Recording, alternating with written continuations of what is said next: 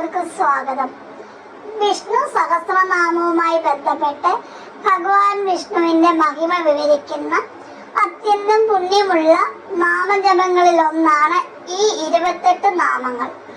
ഈ നാമങ്ങൾ ഭക്തിയോടെ ജപിച്ചാൽ മനഃശാന്തി, ആത്മവിശ്വാസം, ഭയം മാറുക, ദുഃഖ നിവൃത്തി, പാപക്ഷയം എന്നിവ ലഭിക്കും.